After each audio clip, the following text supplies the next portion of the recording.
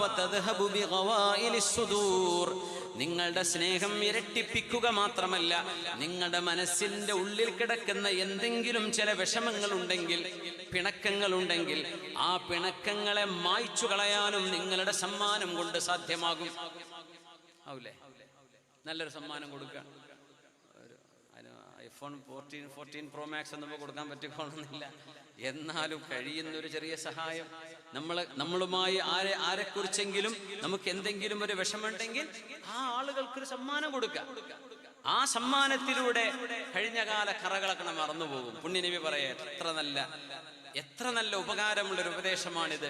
നിങ്ങൾ തമ്മിലുള്ള കുടുംബ വഴക്കുകൾ എല്ലാ വീട്ടിലും ഉണ്ടാവും, എല്ലാ കുടുംബത്തിലും നാട്ടിലും കാണും. അത് പരിഹരിക്കണമെങ്കിൽ ഒരു സമ്മാനം, ഒരു സർപ്രൈസ് സമ്മാനം നിങ്ങൾ നൽകണമേ. ഫഇന്നഹു തുളഇഫുൽ ഹുബ്ബ വതദ്ഹബു ബിഗവായിലിസ് സുദൂർ. നിങ്ങളുടെ മനസ്സിനുള്ളിൽ കിടക്കുന്ന വിഷമങ്ങളെ അത് പരിഹരിക്കാനിടയാവും. മൻ സുനിഅ ഇലൈഹി മഅറൂഫൻ ഫഖാല ലിഫാഇലിഹി.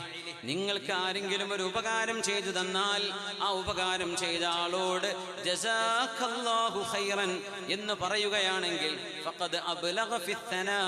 ആ മനുഷ്യനെ മുക്തകണ്ഠം പ്രശംസിച്ചതിന് തുല്യമാണ് അത്. നിങ്ങൾക്ക് തിരിച്ചു കൊടുക്കാനൊന്നും കഴിയില്ല. ഒരാൾക്ക് തിരിച്ച് സമ്മാനം കൊടുക്കാൻ കഴിയില്ല എങ്കിൽ നിങ്ങൾക്ക് സമ്മാനം തന്നവർക്ക് വേണ്ടി തിരിച്ചൊരു ദുആ ചെയ്തു കൊടുക്കണം. ആ ദുആ ജസാഖല്ലാഹു ഖൈറാ, അല്ലാഹു നിങ്ങൾക്ക് ഇതിലും നല്ലത് പ്രതിഫലമായി തിരിച്ചു തരട്ടെ എന്നാണ് ആ വാക്കിന്റെ അർത്ഥം. ചില പാവപ്പെട്ട ആളുകൾ നമ്മൾ അവരെ സഹായിക്കുന്നു, അത് വാങ്ങിച്ച് അവർ സ്വീകരിക്കുമ്പോൾ തിരിച്ചു നൽകാൻ അവരെ കൊണ്ട് കഴിയില്ല.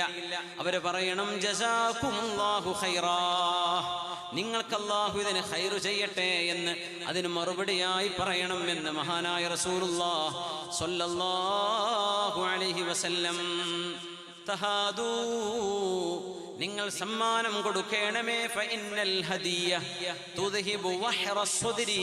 ഹൃദയത്തിനുള്ളിൽ കിടക്കുന്ന നിങ്ങളുടെ മനസ്സിന്റെ കറകളെ ഇല്ലായ്മ ചെയ്യും. എന്നിട്ട് പറയുന്നു വലാ തഹ്ഖിറന്ന ജാറത്തുൽ ലിജാറതിഹാ. ഒരു പെണ്ണും ഒരു വീട്ടുകാരിയും തന്റെ അയൽപക്കത്തെ വീട്ടുകാരെ നിസ്സാരമായി കാണരുത്. വലൗകാന ശിഖ്ഖ ഫിർസിൻ ഷാഹ്.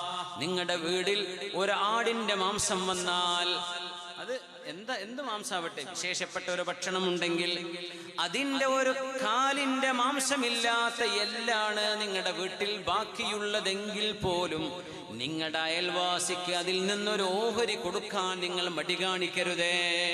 അയൽപ്പക്കത്ത് കൊടുത്തിട്ടുണ്ടോ? നിങ്ങൾ കറി വെച്ചു കഴിഞ്ഞാൽ ഒരൽപ്പം കറി, ഒരു ചെറിയ കറിപ്പ, അത് ഉമ്മാക്കുള്ളതാണ്, അല്ലെ ഉപ്പ